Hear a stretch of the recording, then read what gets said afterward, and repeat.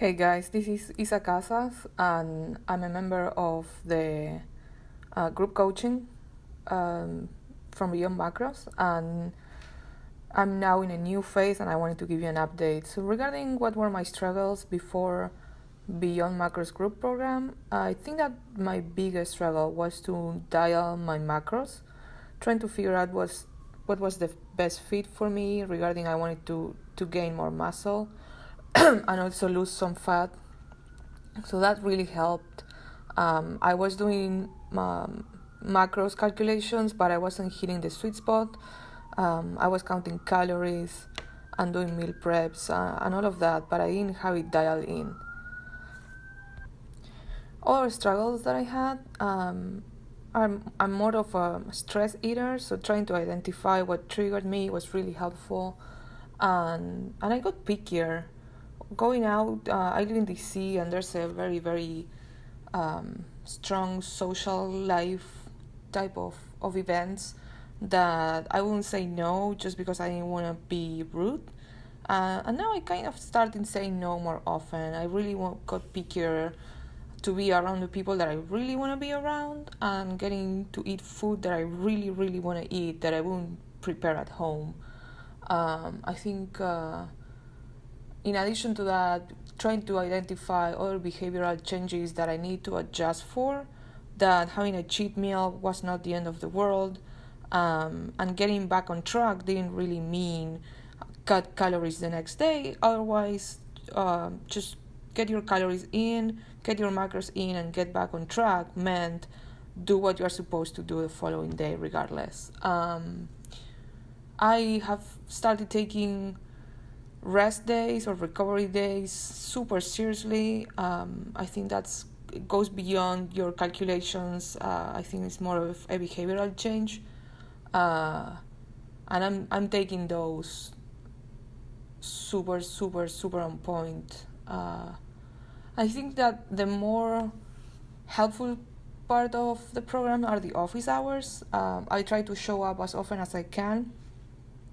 and getting to ask questions or see what the rest of the group has to say regarding their struggles or their accomplishments also helps me create a set of toolkits that I can work with throughout the week, and if not, reach out with questions and try to keep myself accountable by showing up.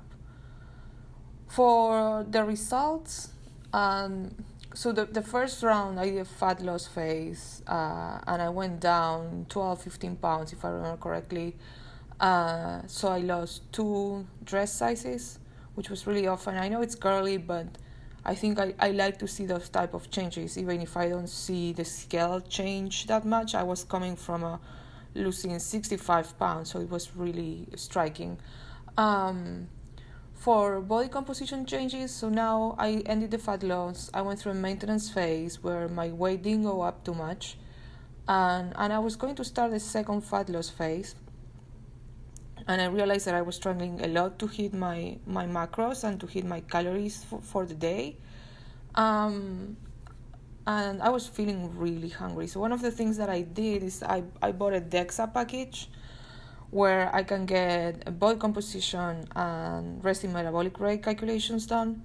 And it turned out that I was in a 15.8% body fat for my DEXA, and my RMR were 1900 calories or 1915 calories, which explained why I was feeling hungry. So I brought it up to Matt, and what we are doing now is kind of an experiment after this short fat loss phase that was kind of a failed experiment. We're doing an experiment where we, for the next 6 weeks, are going to try to make me gain lean muscle. So now I'm in a calorie surplus. I'm still tracking, but it's been a struggle to get so much food for me, especially on training days, and see where we are at. I have my next DEXA scan on August 31st or end of August, so hopefully I can get between 0.4 to 0.6 pounds of muscle, and then we'll bring it either to maintenance or see where we're at, and I'll take a different approach from there. So I think that this plasticity and dynamics of how my body is responding has been a real surprise to me, because I'm always fixed, or I have always been fixed on losing fat. Um,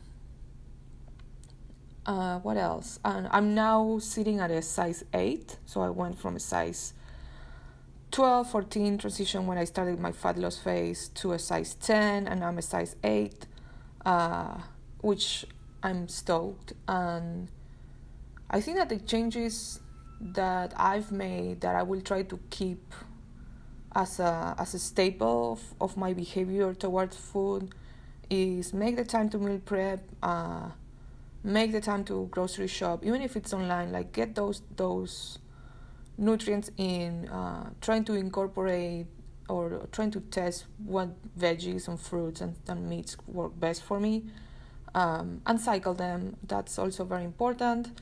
I think that the way I got to know Beyond Macros was through a podcast, so there are other aspects of sleeping in and seeing what other supplements or vitamins and minerals are important for me in particular, that make me feel really well, and what actual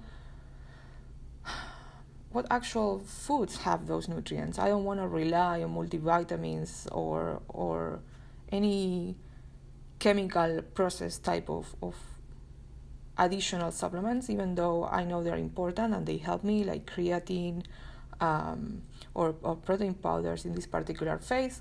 I think that it's important to know what's in your food and how you can make it work for yourself.